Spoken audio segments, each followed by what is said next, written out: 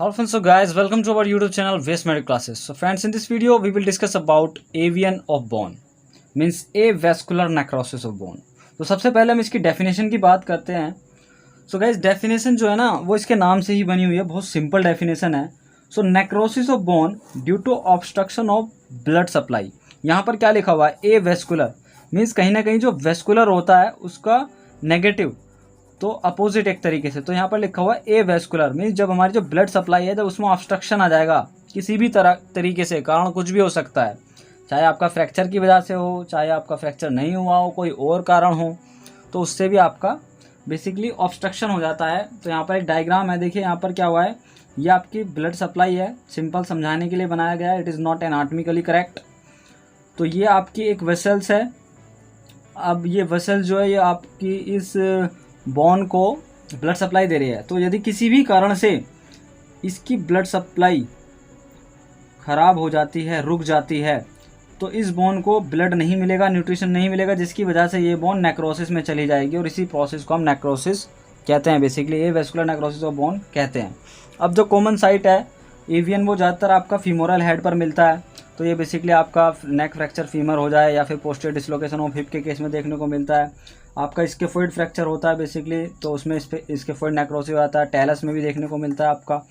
तो कुछ इस तरीके से है. अब हम समझते हैं व्हाट हैपन्स आफ्टर एवियन, कि एवियन के बाद होता क्या है. सपोज अगर एवियन हो जाता है तो उसके बाद क्या होता है. तो बेसिकली जो बोन है वो डिफॉर्मेशन में जाने लगती है, उस बोन खराब होने लगती है धीरे धीरे, उसमें ऑस्टियोआर्थराइटिक चेंजेस देखने को मिलते हैं. बेसिकली सेकेंडरी ऑस्टियोआर्थराइटिक चेंजेस देखने को मिलते हैं. गाइस अगर आपको सेकेंडरी ऑस्टियोआर्थराइटिस नहीं पता है तो देखिए इसको समझा देते हैं हम. सिंपल सा एक फंडा है, ये एक सरफेस है जॉइंट की, ये दूसरी सरफेस है जॉइंट की. तो अब यदि किसी भी कारण से यदि ये वाली सरफेस इर्रेगुलर हो जाए, तो इसके इर्रेगुलर होने की वजह से ये वाली सरफेस जब इर्रेगुलर होगी तो इस कंडीशन को कहते हैं गाइस सेकेंडरी ऑस्टियोआर्थराइटिस. मीन्स अगर एक सरफेस हमारी इर्रेगुलर होती है या ख़राब होती है, उसकी वजह से जब दूसरी ख़राब होती है तो उस कंडीशन को कहते हैं सेकेंडरी ऑस्टियोआर्थराइटिस. तो ये वाली कंडीशन इसमें देखने को मिलती है गाइस. और इसमें इसके साथ साथ क्या होता है, पेनफुल मूवमेंट हो जाता है पर्सन का, रेस्ट्रिक्शन हो जाता है मूवमेंट, मतलब दर्द उसको होगा, उसके बाद वो मूवमेंट नहीं कर पाएगा.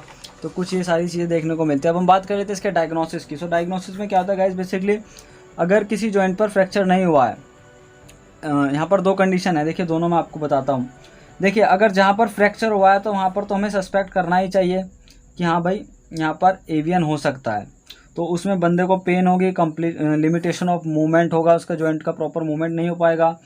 और कई बार हमें अगर हिस्ट्री मिलती है फ्रैक्चर की, तो इसमें दोनों ही बात है कि हम मतलब मानते भी हैं कि भाई हाँ एवियन हो सकता है और एवियन नहीं भी हो सकता. इसके बाद हम बात करते हैं एज की. तो एज जो है बेसिकली इसमें कॉमन एज बताई गई है वो लगभग 20 से 40 साल के बीच में ज़्यादा देखा जाता है एवियन. और इस दौरान क्या होता है, कुछ पर्सन्स होते हैं जो, कुछ बंदे होते हैं जो बॉडी बिल्डिंग वगैरह करते हैं, तो वो कुछ स्टेरॉइड वगैरह लेने लगते हैं. तो बहुत ज़्यादा देखा गया है जो बंदे स्टेरॉइड लेते हैं उनमें एवियन जो होता है नेक फीमर पर वो बहुत ज़्यादा देखा गया है. तो यहाँ पर मेरा एक सजेशन है कि जितने भी बंदे जिम करते हैं और वो इस वीडियो को देख रहे हैं तो प्लीज़ स्टेरॉइड मत लीजिए, ये बहुत ज़्यादा हानिकारक है आपकी हेल्थ के लिए. तो नेक फीमर पर क्या हो जाता है, नेक्रोसिस. तो इसमें बंदे को जो होता है ना पेन होता है आपका ग्रॉइन रीजन में, और आपका जो पेन है ना एक्सरसाइज के बाद और ज़्यादा बढ़ जाता है पेन.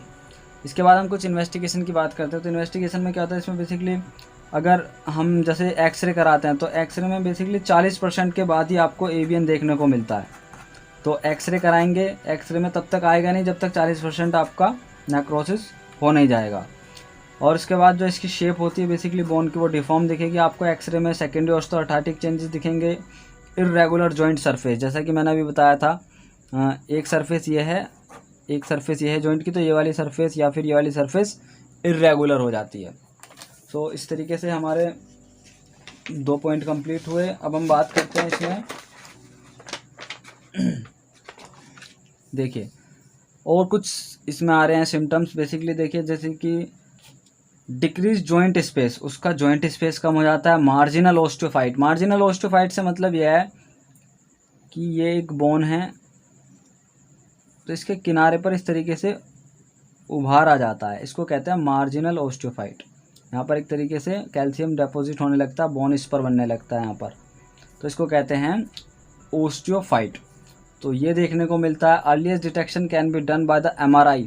अगर अर्ली डिटेक्शन करना है तो MRI से देखने को मिलेगा आपका, उसमें ओस्टियोलाइटिक चेंजेस देखने को मिलते हैं आपको।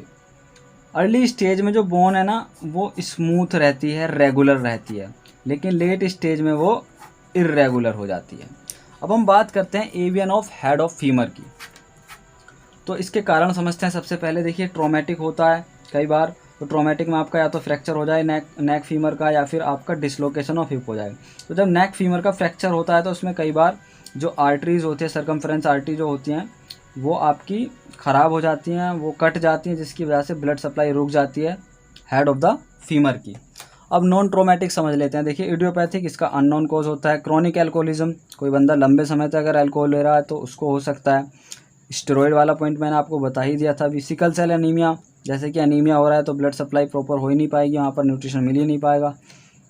अगर कोई पेशेंट डायलिसिस पर है तो उसको भी हो सकता है। एंटी कैंसर ड्रग्स अगर कोई लेता है तो उसको भी हो सकता है बेसिकली। अब हम बात करते हैं इसके ट्रीटमेंट की, कि यदि आपका एवियन नेक्रोसिस आपका हेड ऑफ द फीमर में हो रहा था, इसका ट्रीटमेंट क्या होता है बेसिकली। तो ट्रीटमेंट हमारा दो तरीके से चलेगा।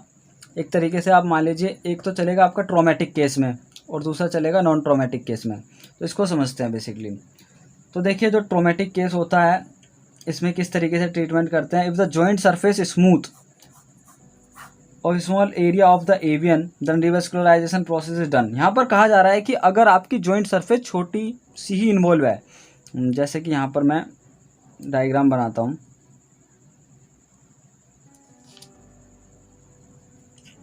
ये आपका हेड ऑफ फीमर है, ठीक है। तो अब मान के चलिए सिर्फ यहाँ पर हल्का सा एवियन है, हल्का सा, बहुत छोटा सा, स्मॉल है। तो इसमें हम रीवेस्कुलराइजेशन प्रोसेस करेंगे। रीवेस्कुलराइजेशन का मतलब हम यहाँ पर ब्लड पहुँचाने की कोशिश करेंगे किसी भी तरीके से। तो इसमें कुछ प्रोसीजर हैं। देखिए ये यहाँ पर मैं आपको एक पॉइंट अभी क्लियर कर देता हूँ। यहाँ पर जो प्रॉब्लम है ना वो इस पर्टिकुलर पॉइंट पर है। इसका जो हेड है ना वो आगे से बिल्कुल सही है, तो इसलिए हम ये वाला प्रोसीजर कर रहे हैं। लेकिन अगर किसी वजह से ये हेड आपका ख़राब होता तो इसमें हमें रिप्लेसमेंट ही करना पड़ता है। यहाँ से हम हेड को बिल्कुल रिमूव कर देते और फिर हेड को चेंज करना पड़ता है इसमें, ठीक है। तो ये कंडीशन आपको समझ में आनी चाहिए कि हम रीवेस्कुलराइजेशन किस कंडीशन में करेंगे।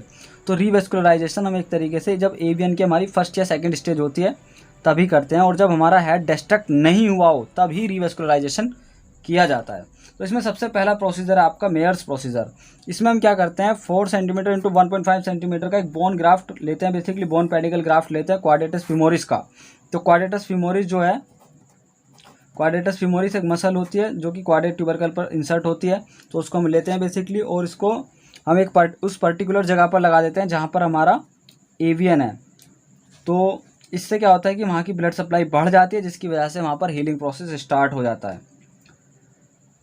तो ये तो है मेयर्स प्रोसेस। अगर हम क्वाड्रेटस फीमोरिस की जगह पर हम टेंसर फेसिया फीमोरिस लेते हैं, मीन्स क्वाड्रेटस फीमोरिस ले रहे हैं, इसके साथ हम टेंसर फेसिया भी लेते हैं, तो इस प्रोसीजर को कहते हैं बक्सिस प्रोसीजर। ओके फ्रेंड्स, अब आता है आपका रिप्लेसमेंट ऑर्थोप्लास्टी। तो रिप्लेसमेंट ऑर्थोप्लास्टी से मतलब क्या है, जैसा कि मैंने अभी पीछे ही बताया था, अगर आपका रिवेस्कुलराइजेशन प्रोसेस नहीं करना है आपको, क्योंकि एरिया जो डैमेज है वो ज़्यादा है, तो वहाँ पर आपको रिप्लेसमेंट करना पड़ेगा। रिप्लेसमेंट में क्या करते हैं, देखिए basically excision of the avascular segment of the bone, means जो सेगमेंट आपका ख़राब हो चुका है ना उसको काट देते हैं। जो सेगमेंट आपका ख़राब हो चुका है उसको काट देते हैं, फॉलोड बाय द रिप्लेसमेंट ऑर्थोप्लास्टी, और उसकी जगह पर एक आर्टिफिशियल हेड लगा देते हैं। अगर फीमर की बात करें तो सपोज अगर ये आपका पूरा डैमेज हो चुका है यहाँ से, तो इसको यहाँ से काट के निकाल देंगे और दूसरा हेड लगा देंगे बस।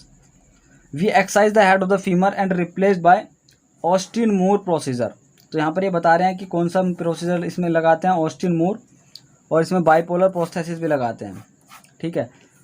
अब हम बात कर लेते हैं इसमें नॉन ट्रोमेटिक केस की। तो नॉन ट्रोमेटिक केस में देखिए क्या होता है, if head is not deformed, जैसे कि मैंने स्टार्टिंग में भी बता दिया था आपको, अगर हेड हमारा डिफॉर्म नहीं है, आगे से बिल्कुल ठीक है, नॉर्मल है, तो इसमें हम डीकम्प्रेशन वेस्कुलराइज्ड फिबुलर ग्राफ्टिंग करते हैं।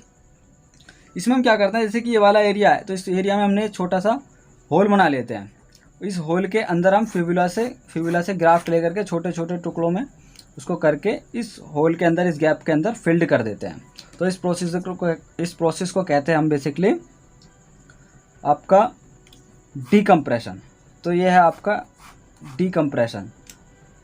तो इस तरीके से हमारा एवियन जो टॉपिक है कंप्लीट हुआ। इसमें हमने कवर किया एक तो बेसिक एवियन क्या होता है, और इसमें हमने कवर कर लिया आपका avian of head of femur. So I hope you like this video. Thank you so much for watching this video. Thanks a lot.